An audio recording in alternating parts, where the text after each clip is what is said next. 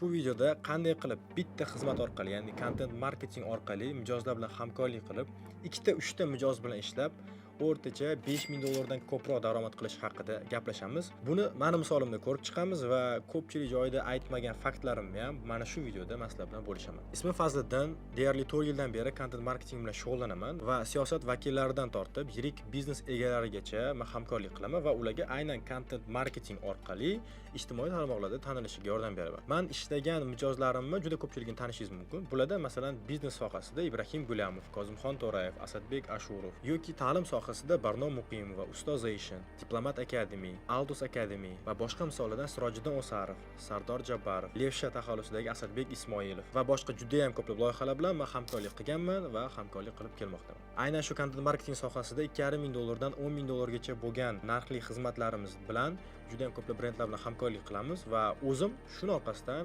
ba'zi natijalarga erishganman. Buni ko'p joyda ochiqlab, infopod qilib o'tirmayman. Lekin bu videoni tomosha qilayotgan inson o'zi kimsan, nima qilgansan degan xayoldagi paternlarni, savollarni yopish uchun men javob berib o'tib ketaman. Shu 4 yil ichida men umumiy hisobda 3 ta uy xarid qildim. Bittasi o'zim Sirdaryolik bo'lgani uchun Sirdaryoda, ikkitasi Toshkent shahrida va ba'zi boshqa natijalarga erishganmiz. Men ularni ochiqlab, dastlabki kirish niyatim yo'q. Chunki men o'zimga har bir natijani odamlarga ko'rsatib gapirib yurish unchalik ham yoqmaydi. Demak, bu videodan foyda ola olishingizni agar sezgan bo'lsangiz, videoni boshlaymiz. Ha aytgancha, videoning oxirida men qanaqa qilib yiliga deyarli 250 ming dollarga yaqin aylanmasi bo'lgan agentstvani bir oy ichida xatoliklar orqali yopganimni va yopganim nolga tushganidan tashqari bir necha oyda o'zida shu -80 million qarzga kirib, uni ham yopganimni va bu narsaga kelishim uchun nima xatoliklar menda bo'lganini ham sizga yoritib beraman.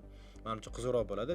Sizlarga o'zingizga yaxshi case study bo'ladi deb o'ylayman. Chunki agentlik, jamoa bilan outsource ishlamoqchi bo'lgan marketologlarga bu juda ham yaxshi insightlar beradi degan umiddaman. Demak, videoni oxirigacha ko'rishingizni maslahat beraman. Hozir esa men sizga aynan qimmat mijozlar bilan ishlashda, o'sha boya aytganimdek ikkita, uchta mijoz bilan ishlab, lekin 5000 dollardan ko'proq daromad qilishingizdagi aynan shu strukturadagi 8 ta qadamni men sizga yoritib beraman. Demak, boshidan birinchi qadamdan boshlaymiz. Qimmat mijozlar bilan ishlashdagi 8 ta etapdan iborat bo'lgan strukturani birinchi etapi bu nishlashish. Ya'ni siz o'zingiz kuchliroq bo'lgan nishani tanlab olishingiz kerak. E'tibor bering, men sizga bitta fakt aytaman. Bozorga birinchi SMM degan tushuncha kirib kelganda, SMM ommaviy bo'ldi. Masalan, 2019, 2020, 2018-yillarda, 2020-yillarda ommaviy bo'ldi va tadbirkorlar ham SMM masalan mutaxassislarni qidirdi. SMM mutaxassislar guruhladi masalan 2020 dan buyog'iga. Keyinchalik nima bo'ldi siz SMM ichidagi yo'nalishlar aktualniy bo'ldi. Masalan, SMM ichida yo'nalish bor targetolog. SMM ichida bu production sohasi, ya'ni SMM ichida yana boshqa nishalar bor. Va shuni ichidagi ekspertlar bozorda ko'proq daromad qilishni boshladi. Endi keyingi trendga qaraymiz. Keyingi trend bu zapusk aktual bo'ldi. Hamma kurslar sotdi, zapusk degan o'zi tushuncha kirib keldi bozorga. Undan keyin uni ichidagi narsalar aktualniy bo'lishni boshladi. Masalan, progrev mutaxassislari, alohida trafik bo'yicha ishlaydiganlar, alohida webinar bo'yicha texnika mutaxassislari va hozir nima aktual? Hozir shaxsiy brend aktual. Lekin endi ya'ni trendlarga qaraydigan bo'lsangiz, shaxsiy brendlar ichidagi sohalar uje nishlashib odamlar borgan sari o'zini uskuyroq, ya'ni nishasini tanlab kuchayib ham ketaveradi. Shaxsiy brendning ichida bo'lingan, masalan, content marketingni kimdir qiladi, kimdir ko'proq PR ga javob beradi, kimdir uni progreviga javob beradi, auditoriyani olib kelganda, kimdir sotuvlarga javob beradi, bo'linib ketgan. Va hozir ko'proq men o'zim ishlaydigan yo'nalish bu content marketing, ya'ni organik kontentlar orqali million prosmotr qilaman yoki men sizga mana shuncha obuna chiqib beraman emas. Ya'ni auditoriyani olib kirish, ularni tarbiyalash va sotuvgacha bo'ladigan jarayongacha olib borishga men yordam beraman. Shuning uchun ham xizmat narximiz bizda qimmat, chunki biz bitta ishni qilamiz, uni biz foydali, ya'ni sotuvlargacha olib borishigacha biz ta'minlab beramiz. Demak, birinchi etap bu nishlashish. Siz o'zingizni kuchliroq tomoningizni ko'rib chiqing. Nimada kuchliroqsiz? Nimada yaxshiroq o'xshaydi sizga? Masalan, menda boshida 3-4 yil oldin bozorga kirib kelayotganimda menda yaxshiroq o'xshagan narsa bu ssenaristlik. Men oldindan videoga ssenariy yozishni, oldindan videolarni backgroundida turib, o'zim tepasida turib videolarni ommaviy bo'lishiga sababchi bo'lishni yaxshi ko'rganman va shu sohadan ketdim. Va shuning uchun men hozir content marketingdan ketaman va davlat loyihalari bilan ishlay olaman, B2B segmentdagi loyihalar bilan ishlay olaman, B2C segmentdagi loyihalar bilan ishlay olaman. Shuning uchun, ya'ni nisha tanlab olganingizdan keyin va unda kuchli bo'lganingizdan keyin katta va keng miqyosdagi loyihalar bilan ishlashingiz mumkin. Birinchi etap mana shu va shu yerda, ya'ni siz nishlashishingizga, ya'ni nisha tanlashingizga, o'zingizga o'zbekchasiga soha deymiz, nisha tanlashingizga yaxshilab chuqurroq e'tibor bering. Ikkinchi o'ta muhim etap bu case yig'ish. Ko'pchilik mana shu yerda skip qilib o'tkazib yuboradi. Case yig'ish etapini o'tkazib yuboradi. Nimaga desangiz, hozir loyiha olishim kerak, pul topishim kerak degan tushunchalar borda, lekin masalan hozirgi $1000 ko'rinadi, kelajakdagi $10,000 daromadi ko'rinmaydi va shuning uchun case'lari pala-partish bo'ladi. Case'lar tiniq bo'lmaydi. Mendan so'raydigan bo'lsangiz, masalan, men ta'lim sohasida ham case'im bor. Masalan, info biznesdagi insonlar bilan ham case'im bor, tadbirkorlar bilan ham case'im bor. B2B, B2G, hatto siyosat vakillari bilan ham men content marketing orqali ishlaganman va ularga natija qilib berganman. Va shuning uchun case upakovkasi menda jiddiy va yaxshi shakllangan. Shuning uchun menda mijozlar olish, mijozlar topish degan muammolar juda ham kam uchraydi. Shuning uchun ham sizga beradigan maslahatim ikkinchi etapda bu case yig'ish. Case'larni siz mukammal yig'adigan bo'lsangiz va sizni tavsiya qila oladigan, mana shu bola bilan yoki mana shu inson bilan ishlaganman, zo'r natija qilib bergan menga deb ayta oladigan insonlarni siz jamlasangiz case'ingizda, portfoliyongizda, judayam kelajakda qimmat mijozlar bilan ishlashingizda, qimmat loyihalar bilan hamkorlik qilishingizda sizga ham yordam beradi va bu fundament mustahkam bo'ldi degani. Case yaxshi yig'madingizmi, pala-partishmi, fundament mustahkam bo'lmaydi. Va hozir mayli $2-3 ming toparsiz, lekin kelajakdagi 10 ming, 15 ming, 20 ming, 30 ming dollarlik daromadlarni chiqishingizga bu narsa aniq yordam bera olmaydi, xalaqit beradi. 8 ta etapli strukturani 3-etapida bu win-win kollaboratsiyalar. Ya'ni hozir soddaroq tushuntiraman. O'sha 3-etapda masalan case'laringiz yig'dingiz, yig'ish arafasidasiz. 3-etapga o'tayotganingizda siz mijozlar bilan qanaqa kelishingiz kerak? Men senga zo'r natija qilaman, sen meni boshqa insonlarga tavsiya qilasan. Sen meni qanaqadir kursing bo'lsa o'qitasan yoki sen o'sha mijozingizga aytasiz, masalan, sen men bilan kollaboratsiya qilasan yoki masalan 2 yil davomida yoki 1 yil davomida meni o'sha klubingdagi yoki boshqa tanishlaring tavsiya qilib yurasan, masalan. Va ko'pchilik case yig'adi, boshqa narsa qiladi, lekin mijozlar bilan yaxshi kommunikatsiya qilmaydi. Va shuning orqali mijozlar tavsiya qilmaydi boshqasiga, mijozlardan muammo bo'ladi keyin. Mana shu xatolik bo'lmasligi uchun 3-etapga muhim, ya'ni jiddiy e'tibor beringlar. Ya'ni kollaboratsiya va win-winni yaxshi yo'lga qo'yish kerak. Mijozlar bilan oldindan kelish kerak. Men senga mana shunaqa natija qilib bersam, sen meni deylik tavsiya qilasan. Yoki sen bilan biz Instagramda kollaboratsiya qilamiz. Yoki sen meni podkastga chaqirasan, sen meni podkast qilasan. Men savollaringga javob berib o'tiraman marketing bo'yicha. U menga klient olib kelish kerak chunki deb kelishasiz. Va mijozlaringiz bilan masalan men quruvchilar bilan ishlayman. Tasavvur qiling, bitta quruvchi meni tavsiya qiladigan bo'lsa, o'zining Instagramiga chiqib, mana shu bola meni ko'tardi deb rekomendatsiya qiladigan bo'lsa, boshqa 10 ta quruvchi menga kelishi mumkin. Va keyingi kelgan 10 ta quruvchini men endi masalan deylik $3,000 dan emas, $5,000 olishim mumkin. Saralab orasidan 2-3tasini, masalan. Va win-win va kollaboratsiya etapini mustahkam qilganingiz uchun bu narsa sizga yordam beradi. Shuning uchun ham men bemalol $2,500 dan $10,000 gacha bo'lgan chekli xizmatlarimizni bemalolroq sotaman, chunki tavsiya orqali keladi ko'p hollarda. 4-etap, juda ko'pchilik buni keyinchalik tushunib yetadi, ya'ni oxirroqda tushunib yetadi, lekin men boshrog'ida mana shu narsaga e'tibor berishni maslahat beraman. Bu yaxshi oborotli agentstvamni yopilishida ham aynan mana shu moliyani yaxshi tushunmagani sabab bo'lgan. Bu bitta sabablardan men oxirroqda yana hamma sabablarni sizga ochib beraman. Chunki moliyani boshqarish, masalan, oddiy kassaviy razrif tushunchasi bor. Oddiy, masalan, pul keldi, deylik sizga mijoz $2,000 berdi. $2,000 ni oldindan bergan bo'lsa, hozir uni ishlatishingiz juda ham xato. Chunki siz hali unga ishni ko'rsatib bermadingiz, ish tamomlanmadi, u rozi bo'lmadi va u pul ishlatishingiz keyinchalik mijoz qaytar deb qolsa, pul yo'q, o'sha ishlatib bo'ldingiz. Endi nima bo'ladi? Bu kassaviy razrif, ya'ni moliyaviy jarlikka olib keladi. Chunki orada yo'q. Pul kerak, lekin pul yo'q. Va bu kassaviy razrif deyiladi. Bu narsa o'ta yomon holat. Katta kompaniyada ham uchraydi bu narsa, lekin moliyani o'rganmaslik oqibatida juda ko'pchilik agensiyalar yopilib ketadi.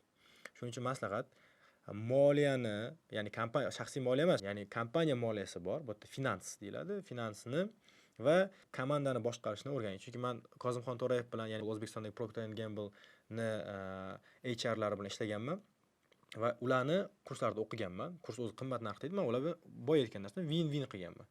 Ularga o'z masalan deylik bizning xizmat narximiz masalan $2,500 dan teparoq, balandroq bo'lsa, men ularga deylik arzonroq narx aytganman. Va siz meni o'qitasiz, o'sha 40 millionlik kurslari bor edi, VIP tarifi, o'shanda meni o'qitasiz deganman. Xo'p, kelishganmiz, o'qiganman ularda. Va ularda o'qiganman va HR ni o'zim o'rganib chiqaman. Shuning uchun menda komanda boshqaruvda muammo bo'lmagan, boshlanishidanoq. Komandada kuchli odamlarni yig'ish, ularga siz kelajakni ko'rsatib bera olishingiz, ularni boshqarishingiz, ularni to'g'ri bo'shatishingiz ishdan, hamma narsasi to'g'ri shakllangan va shuning uchun sizga maslahat beraman. 4-etapda, ya'ni moliyani va komandani boshqarishni juda ham jiddiy qarang va jiddiy o'rganib chiqing. Bu haqida alohida kitoblar bor. Masalan, moliya, agar ruschani bilsangiz, Neskushniy finansi degan kitob bor. Yoki umumiy ma'noda biznesga yordam beradigan Tinkoff bankni o'sha katta top menejerlari komandasi tomonidan yozilgan Business Biz MBA degan kitob bor. Sariq muqovali, o'shani o'qisangiz bo'ladi. Va shu kitoblar sizga yaxshigina yordam beradi deb o'ylayman, agarda yaxshigina o'qib, uni qo'llasangiz. Qimmat loyihalar bilan ishlashdagi 8 ta etapni 5-etapida bu rekordlar, ya'ni limitlarni yangilash. Siz bitta sohada tanladingiz, bitta sohada ishlayapsiz, mijozlarni yig'dingiz, keyslar yig'dingiz va o'shanda shunaqa payt keladiki, siz o'z rekordlaringizni yangilab qo'yishingiz kerak. Bozorda nimadandir ustunlik isbotlash uchun qanaqadir rekordlar qilishingiz kerak. Masalan, men siyosat vakili bilan ishlab, masalan, Sirojiddin O'sarov O'zbekistondagi madaniyat vazirini bosh kotiblari hisoblanadilar va ular bilan ishlab birinchi oyni o'zida 40 mingta organik auditoriya, targetlardan foydalanmasdan 40 mingta organik auditoriya, Instagramlariga 18 mingta, Telegram botlariga 11 mingta adashmasam, Telegram kanallariga o'tgan. Va bu birinchi oyni o'zida biz hali test qilib, raspakovka hamma cho'zaveradi anaqalarni, ya'ni ishlash tartibini bizda ularni vaqtlar tig'izligiga, boshqa narsaga qaramasdan shunaqa natija qila olganmiz. Ya'ni ekspert o'zida ham juda ham bu nutq bo'yicha muammo bo'lmagan. Shuning uchun ishimiz oson bo'lgan, lekin men rekordlarni yangilab qo'yganman. Va masalan B2B seksiyalarda, ya'ni B2B biz mijozlarimizda, masalan davlat loyihalari bor bizda, B2G loyihalarimizda ham qanaqadir rekordlarni yangilaganmiz. O'zim, ya'ni shaxsiy rekordlarni aytmoqchiman. Ya'ni shaxsiy mana shuncha narsa qilganman, bunaqa narsa qilganman, bu mijozimga buncha rekord qilganman, o'zimning rekordim, mana bu mijozimga mana bunaqa narsa qilganman deb o'zingizni xayolingizda rekordlarni yangilasangiz, o'zingizga bo'lgan ishonchingiz va sotuv jarayonida e'tibor bera oladigan, bir sotishingizga sizga ishonch qo'shib bera oladigan ma'lumotlaringiz bo'ladi. Shuning uchun rekordlarni, limitlarni doim o'zingizda yangilab turing, yangilanib turaversin u narsa. 6-o'ta muhim etap, ishonavering, mana shu etapga agar zo'r amal qiladigan bo'lsa, juda ham ko'pchilik marketingdagi, SMM sohasidagi, agentliklardan tortib, masalan, qo'pol qilib aytgan 10 ta loyiha bilan ishlaydigan odam bo'lsa, siz deylik 3 ta loyiha bilan ishlasangiz, undan ko'ra ko'proq pul topishingiz mumkin agar mana shu 6-etapga e'tibor bersangiz. Bu operatsion ishlarni kamaytirib, marjani oshiradigan bitta produkt ustida ishlash. Masalan, mendagi content marketing xizmatim deylik $2,500 masalan. Misol uchun aytyapman, $2,500. Meni operatsion ishim u yerda kam. Masalan, men o'ta faqat content qilaman. Lekin men target izoh qilib beraman, sotuvlaringizni qilib beraman, sotuvchi qo'yib beraman yoki alohida masalan progresschi qo'yib beraman emas, faqat content qilamiz. Men ssenariylardan, analizlardan tortib contentga aloqador, ya'ni short form, qisqa formatli reelslar, o'sha reels formatidagi videolarga javob beraman. Qolgan qismi uje agar kerak bo'lsa, men uni davlat qo'shimcha to'lov uchun qilaman. Ya'ni men $2,500 ning ichida hamma narsa qilib bermayman va hamma narsa qilmaganim uchun, bitta ish qilganim uchun fokusim bitta va operatsion ishim, ya'ni ishim kam bo'ladi, lekin marjam, daromadim ko'p bo'ladi. Va sizga ham shu yerda maslahat, shunaqa qilingki, ishingiz kam bo'lsin, daromadingiz o'ta ko'p bo'lsin. Bu marjinalность baland sizda produkt bo'lish kerak degani. Deylik masalan, siz targetolog bo'lsangiz, shunaqa qilingki, mijozlaringizga siz yaxshi offer bering, deylik $1000 oling, lekin ichida xarajatingiz $300 bo'lsin, $200 bo'lsin. O'zingizga $700-800 qolsin. Va shunaqa qilib 3-4 ta mijoz bilan ishlab, siz boshqa $500 dan 20 ta loyiha bilan ishlaydigan targetologdan ko'ra ko'proq topasiz. Nega? Chunki u operatsion ishi ham ko'p, marjinalность kam va ko'p mijozlar bilan ishlaydi, fokus bo'linib ketadi. Shuning uchun mana shu etapda yaxshilab agar men tushuntirishga harakat qildim. Bitta o'sha operatsion ish kam, marjinalность baland bo'lgan yo'nalishlarni o'rganib chiqing, internetda ko'rib chiqing. Masalan, Apple'ni ham ko'radigan bo'lsangiz, umuman Steve Jobs loyihadan ketgandan keyin qaytib kelganda ham nima qilgan? Operatsion ish kam, ya'ni marjinalность baland bo'lgan produktlarni olib qo'ygan va qolganlarini chopgan. Shu narsa ham, ya'ni bu katta kompaniyada ham uchraydi va ko'rib chiqsangiz bo'ladi bu keyslarni o'zi. 7-8-etaplar qoldi. Demak, 7-etapda bizda ajdankani hosil qilish. Siz qimmat loyihalar bilan ishlashingizda va undan ham qimmatlar bilan ishlash, masalan, men hozir $10,000 loyiha bilan ishlayotgan bo'lsam, deylik, men xohlamayman, $20,000 loyiha bilan ishlashni xohlayman va unga chiqishim uchun menda ajdanka shakllanishi kerak. Bu nima degani desa, sizni kutayotgan mijozlar, masalan, sizga mijozlar keladi, 3 ta mijoz birdaniga keldi bir oyda deylik. Hammasi masalan sizga $3,000 dan berishga tayyor har oyga. Lekin siz tanlashingiz kerak qaysi biridandir. Masalan, siz aytasiz, 3 ta mijozdan bunisini tanladim, ikkitasi kutib turibdi sizni. O'sha sizni xizmat ko'rsatishingizni kutib turadigan mijozlar bu ajdanka, ya'ni ajdanka ro'yxati deylik. Sizni kutayotgan mijozlar ro'yxati. Shunaqa mijozlar sizda qancha ko'p bo'lsa, shunchalik chiritib tanlay olasiz hammasini va qimmatrog'iga sota olasiz. Va yaxshilari bilan o'ziga yoqqan, ko'zingiz yetgan yo'nalishlarni olib, yaxshi natijalar qilib bera olasiz. Va borgan sari bu narsa yaxshilanib boradi. Xizmatlaringiz ham, mijozlaringiz sifati ham oshib boradi. Va yaxshi daromadga chiqqaningizdan keyin ushlab qolish uchun 8-etap o'ta muhim. Bu uzoq muddatli loyihalar bilan ishlash. Menga hozir masalan zapusk loyihalari yoki 1 oy, 2 oy uchun men bilan ishlab ketadigan loyihalar qiziq emas. Chunki menga uzoq muddat loyihalar kerak. Qo'pol qilib aytganda menga $2,000-3,000 olib keladigan emas. Uzoq muddatda menga 10 ming, 20 ming va undan ham ko'proq olib keladigan loyihalar muhim. Chunki Xudoga shukr loyihalar yetarlicha va meni chek xizmat narxi ham baland. Endi menga nima kerak? Endi menga uzoq muddat shu narsani ta'minlab bera oladigan va men mazza qilib ishlaydigan, mijozim ham xursand bo'ladigan loyihalar kerak. Va shunaqa loyihalarni saralab, o'shanaqa loyiha qilib ishlashga hozir harakat qilaman va sizda ham shu narsa bo'ladi. 8-etapda o'ta muhim etap. Uzoq muddatli loyihalarni tanlashga o'sha o'tishingiz kerak. Chunki qisqa muddatda masalan pul beraman, keyin ketaman yoki pul beraman o'xshasa ishlaymiz dalishi deydigan loyihalar emas. Sizni уже ko'rdi, sizga ishondi, bo'ldi, uzoq muddat sam bilan ishlaymiz, bunaqa narsa quramiz sam bilan deydigan loyihalarni tanlashingiz kerak. Demak, 8 ta etapni men sizga yoritib berdim. Buni men qayta-qayta ko'rishingizni va iloji bo'lsa yozib olib, bu narsani har birini bitta punktlarni, har bir etaplarni o'rganib chiqishingizni maslahat beraman. Chunki meni qo'pol aytgan juda ham ko'plab mentorство kurslarda o'qigan bo'lsam, ulardan olgan narsalarim, ya'ni teoriyalarim va boshim urilib devorga urilib keyin olgan xulosalarim mana shu 8 ta etapga bo'lib yoritib berdim. Har birini o'zi kunlab o'rgansa bo'ladi. Shuning uchun maslahat beraman, yozib olib o'rganishingiz. Demak, yana bitta narsani sizga aytib o'tmoqchiman. Ko'pchilik qiladigan muammolar bor. Ko'pchilik qiladigan xatolar bor. Meni shogirdlarimda yoki konsultatsiyamga keladigan insonlarda mana shu xatoliklarni ko'raman va sanab o'taman sizlarga hozir. Shuni va siz qaytarmasligingizni xohlardim. Bu muammolar qimmatga sota olmaslik, masalan, birinchi muammo juda ko'pchilikda uchraydi. Qimmatga sota olmaslik, chunki tepada aytganimdek, кейslari shakllanmagan hali, qimmatga sotish kerak deydi, lekin masalan, men borib $5000 ga sotgan loyihamga siz borib 5000 ga sota olmaysiz. Nimagacha men emasman. Va keys shakllanmagan bo'lishi mumkin, fundament chiroyli qo'yilmagan yoki u loyiha sizga tavsiya orqali kelmagan bo'lishi mumkin. Shuning uchun, ya'ni qimmatga sota olmaslik, qimmatga sotish degan anaqa bor. Qo'rquv bor, qimmatga qanaqa sotaman degan qo'rquv bor. Natija qilib bera olmaslik loyihalarga. Natija qilib bera olmaslikning sababi ko'zi yetmagan loyihalarni ham olish. Bu hammada bo'ladi. Meni o'zimda ham bo'ladi. Ba'zi loyihalar bor, olamiz, lekin natija bo'lmaydi. Nimaga? Chunki ko'z yetmagan nishalarni olib qo'ygan bo'lishingiz mumkin. Shuning uchun oxirgi oylar juda ham filtrmanda kuchli. Oxirgi oylarda kerakli ko'zim yetgan loyihalarni bilangina faqatgina hamkorlik qilaman. Keyingi masala bu LTV pastligi, ya'ni bitta loyiha sizga uzoq qancha pul olib keladi. Masalan, bitta loyiha sizga $10,000 olib keladi deylik, 6 oy davomida, deylik primerga. Va shu LTV, o'sha lifetime value pastligi juda katta muammo. Ko'pchilikda masalan bitta loyiha bilan ishlaydi, 2 oy ishli chiqib ketadi. Bu nestabillik. Agensiya yopilib ketishining sababi shu bo'ladi. Chunki LTV past, loyiha kirdi chiqdi, o'rniga yangi olish kerak. Kirdi, yana o'rniga yangi olishga chiqib ketgandan keyin va bu agensiyani sindirib yuboradi. Bu juda katta xato. Keyingi muammolardan bittasi, xatolardan bittasi bu masalan sohangizda mana shu inson bilan ishlaganman deb ko'rsatib baralla ayta oladigan кейsiz bo'lmasligi. Bu xato. Chunki qimmatga sotmoqchimisiz? Siz mana shu inson bilan ishlaganman, siz tana oladigan, xalq ko'rgan yoki o'sha переговорda suhbatda o'tirganingiz suhbatdagi inson ham, ha, zo'r, молодец deydigan inson bilan ishlagan bo'lishingiz kerak. Mana shu keys ko'pchilikda yo'q.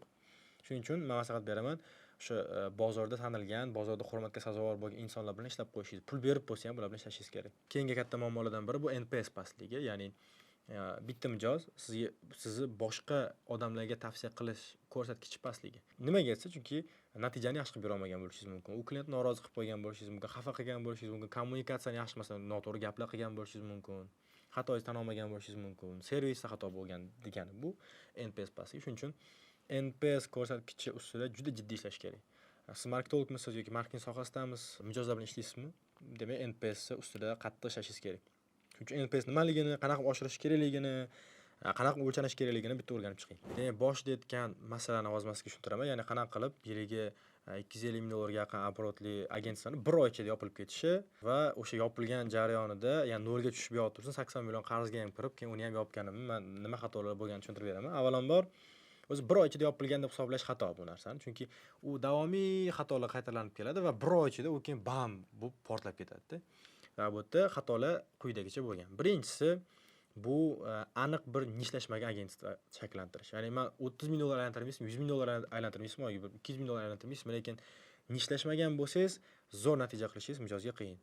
Masalan, men hozir content marketingda faqat content loyiha olsam, lekin menga kelib kimdir sotuvimni qilib ber, mana shuncha pul beraman desam loyiha olmayman. Nimaga? Chunki men sotuv bo'yicha krutoy odam emasman. Men content bo'yicha krutoy ishlarni qilaman. Va agentligimda mana shu narsa xato bo'lganmanda.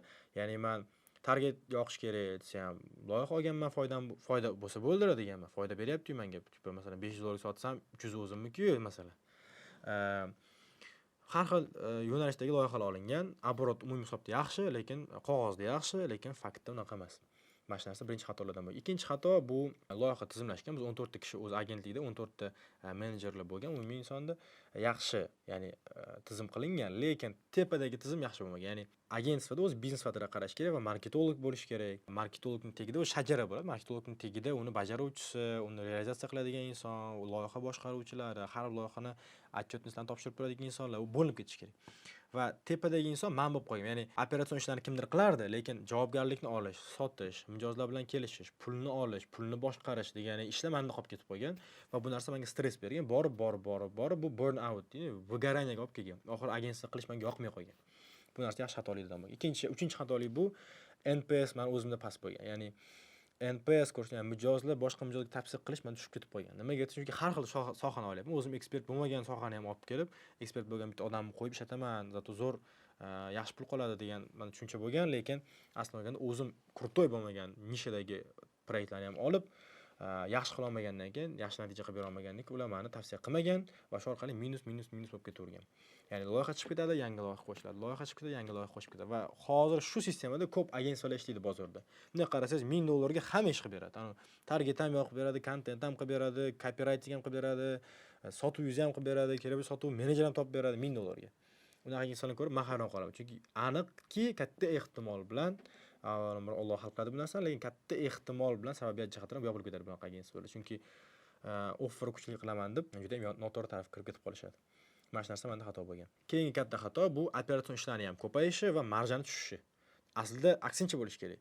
Operatsion ishlar kamroq, marja baland bo'lsa, siz maza qilib ishlaysiz, yaxshi pul qoladi, yaxshi maza qilib ishlaysiz. Lekin mana shu narsa xato bo'lgan. Mijozlarga ko'proq qiymat beramiz degan tushuncha bo'lganda, lekin haddan tashqari ko'p narsa bo'lib ketib qolgan. Masalan, $2,500 ga bitta mijoz olib deylik, unga ham biz Telegramni yuritib berganmiz, ham Instagramga kontent qilganmiz, ham YouTube'ga kontent qilib berganmiz, deylik, ham storieslarni yuritganmiz, ham progrevini qilganmiz, ham balobatlar, hammasini qilganmiz. Lekin bu borib o'zimiz foyda kamayishga, agensiyada bu muhit o'lishiga, ya'ni moliyaviy jihatdan kassaviy rezervlarga olib kelgan. Va bu narsa ko'p takrorlanishi oxiri agentlik yopilishi olib kelgan. O'zi eng asosiy sabablar shu bo'lgan. Baribir eng katta sabab men o'zimda, ya'ni o'zimga bu sistema yoqmasligini boshlagandan keyin modelni o'zgartirganman. Ya'ni men o'zim qimmat loyihalar bilan ishlayman, bitta yo'nalishda ishlayman va uzoq muddat ishlayman.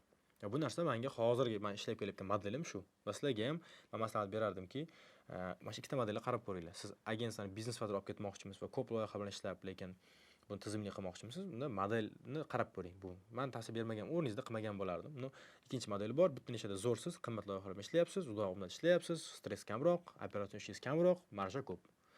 Вот, men shu modelda ishlayapman hozir. Va videoning oxirida men sizlar uchun bitta anons tayyorlaganman, ya'ni yangiligim bor. Men o'zim har yili mentorliklar tashkil qilaman, ya'ni o'zim mentorstvom bor. Bu yerda aynan shogirdlarni tayyorlash bilan shug'ullanaman. Aynan nollarni emas, SMM yoki marketing 0 bo'lib kirganlar emas, birlarni men 9 bo'lishiga, ya'ni 0 ni 1 qilishga emas, 1 ni 9 qilishiga men yordam beraman. Agar siz marketing sohasida yoki SMM sohasida ishlasangiz va Toshkent shahrida bo'lsangiz, men hozir sizga bergan taklifni bitta ko'rib chiqishingizni maslahat beraman. Demak, mentorlik 2 oy davom etadi va bu mentorlikda siz content marketing sohasini chuqur o'rganib chiqasiz. Qanaqa qilib bitta mijozni olib, unga trafik olib kirish, u mijozga auditoriya yig'ish, uni tarbiyalash va uni boshqarish bo'yicha, Instagramdan, Telegram va boshqa platformalarga auditoriyani tortish va ularni tarbiyalash bo'yicha va umumiy ma'noda ijtimoiy tarmoqlarda qisqa formatdagi organik videolar orqali brendni tanitish, xoh u davlat loyihasi bo'lsin, xoh shaxsiy brend bo'lsin, xoh B2B dagi qanaqadir kompaniya bo'lsin, siz uni tanitishni o'rganasiz.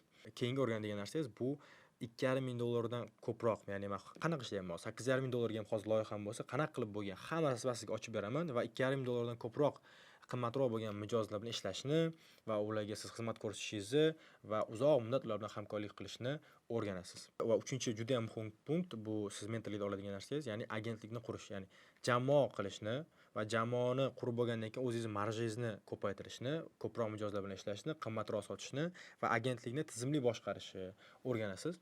Va shunda siz uzoqroqqa borasiz. Ya'ni mana shu narsani bilmasangiz, ya'ni biznes tarafini bilmasangiz, sohangiz zo'r bo'lsangiz, katta ehtimol bilan bu sizni moliyaviy jarlikka olib boradi. Va shu narsani biz bo'lmasligi uchun mentorlikda mana shunaqa darslar qo'yilgan. Va mentorlikda siz aslida o'rganadigan narsalaringizdan biri bu o'z shaxsiy blogingizni pozitsiyalangan holda rivojlantirasiz. Ya'ni shunaqa muhit yaratamizki, mentorlikda siz challengelar qilamiz, blogingizni majburiy yurg'izasiz. Mentorlikdan keyin ham blogingiz yurg'izilishini project manager nazorat qilib turadi. Ya'ni mentorlikni yurg'izib, mentorlikdan keyin blogingizni to'xtatib qo'yishingiz mumkin emas va o'zingiz blogingizni zo'r yurg'izasiz, bozorda pozitsiyangizga ega bo'lasiz va buni orqasidan, ya'ni ko'proq loyihalar bilan ko'proq daromadga chiqishingizga yordam beradi va shuni ustida biz ishlaymiz. Va alohida muhit bo'ladi bu mentorlikda. Biz dam olishlarga chiqamiz, turlarga. alohida turlar shakllantiriladi va alohida biz challengelar qilamiz. Challengelar, ya'ni blog yurg'izish challenge va boshqa ko'plab challengelar qilamiz. Shu mentorlik faqatgina darslar bilan, nazariya bilan zeriktirib qo'ymaydi va amaliyot bilan, muhit bilan tezroq va bitta bilimni olganingizdan uni qo'llash osonroq bo'ladi. Har bir, masalan, 10 ta odam bo'ladigan bo'lsa, 10 ta odam bir-biri bilan juda ham yaqin holatda ishlaydi. LTV va NPS ko'rsatkichlarini ham baland bo'lishini, siz bitta loyiha bilan ishlayotganingizda ular sizga ko'proq daromad olib kelishini va loyiha sizdan rozi bo'lib boshqa mijozlarni olib kelishini ham bu mentorlikda siz ayni sabablarni, faktlarini o'rganasiz. Umumiy ma'noda mentorlik hayotingizni o'zgartirib yuborishi ehtimoli juda ham baland, chunki men o'zimda shunaqa keys bo'lgan. Hozir masalan 8,5 ming dollarlik loyihamni bitta mijozim tavsiya qilgan menga. Ya'ni mijozimni zo'r yaxshi ishlab berganimiz uchun u menga bitta loyihani tavsiya bergan. U loyiha 8,5 ming dollar chekli loyiha. Va u mijozimni men bitta klubimiz bor, Content Makerlar klubi. O'sha Content Maker klublaridagi bitta inson menga tavsiya qilgan. Hozir o'sha yaxshi natija qilib bergan mijozim. Va u klubga men qanaqa qo'shilib qolganman? Bitta o'sha oxirgi o'qigan 4 ming dollarlik mentorstvamni ichidagi bitta kursdoshimiz mana shu klubga qo'shiling, birga xudo xolasa ko'rishib turamiz deb klubga qo'shib qo'yganlar meni. O'sha klubdan boshlang. Tasavvur qiling. Hozirgi deylik qimmat loyihalarim juda ham ko'pchilik tanish orqali kelgan va ko'pchiligiga mentorlik sabab. Men hozir ham marketologlar bilan ko'proq biz klublarda boshqa narsalarda ko'rishsak, aynan shu mentorlikda o'qigan insonlarning juda ham ko'pchilikni tashkil qiladi. Shuning uchun ham bu mentorlik, ya'ni men tashkillashtirayotgan mentorlik ham sizni hayotingizga juda ham yaxshi ta'sir qilishi ehtimoli baland va hayotingizni katta ehtimol bilan o'zgartirib yuboradi. Agar siz zo'r muhit xohlayotgan bo'lsangiz, bitta sohani chuqur o'rganmoqchi bo'lsangiz, aynan men qilgan loyiha, ishlagan loyihalarim, qimmat chekli loyihalarimni o'z tagida backgroundida qanaqa jarayonlar ketyapti, shu narsani bilmoqchi bo'lsangiz, o'rganmoqchi bo'lsangiz, eng zo'r 2 oy bo'ladi, ya'ni 2 oylik bo'ladi deb o'ylayman sizni hayotingizda va hozirning o'zida 5 ga yaqin joy to'lib bo'lgan. Yana bir narsani aytib o'tishim kerak, bu mentorlikka hamma ham yozila olmaydi. Agar mana pulim bor, mana pulni berib yozilaman, siz ham mani filtrimga to'g'ri kelmaydigan bo'lsangiz, yozila olmaslik ehtimoliniz bor. Chunki men boshida aytgan sizga, ya'ni muhit shakllanish uchun, birga bitta jamoa bo'lib o'sa olish uchun, bizning challengelarimiz zo'r bajarilishi uchun, bilimni zo'r olishingiz uchun siz ya'ni mani filtrlarimga to'g'ri kelishingiz kerak. Va bu mentorlik rosta kamiga, ya'ni filtratsiyalangan, filtr bo'lgan va haqiqiy o'smoqchi bo'lgan insonlar qo'shiladigan mentorlik bo'ladi. Yozilish uchun kommentariya qismida, mana shu YouTube videoning kommentariya qismida men link qoldiraman. Aynan formani linki. Google formaga o'tib, o'sha yerda ma'lumotlaringizni qoldirib qo'ysangiz, sizga administratorim yozadi va men bilan ko'rishuv tashkillashtiriladi. Bu ko'rishuvda biz siz bilan suhbat qilamiz va o'shandan keyin mentorlik masalasini siz bilan ko'rib chiqamiz, xudo xolasa. Va bu videoni o'zidan men ko'plab qiymat oldingiz degan umiddaman. Keyingi videolarda ko'rishguncha, mentorlikka sizda qiziqish uyg'ongan bo'lsa, mentorlikda ro'yxatga o'ting, balki mentorlikda ko'rishib qolarmiz. Siz bilan Fazliddin bo'ldi. Sog' bo'ling, salomat bo'ling. Hali yana gaplashamiz.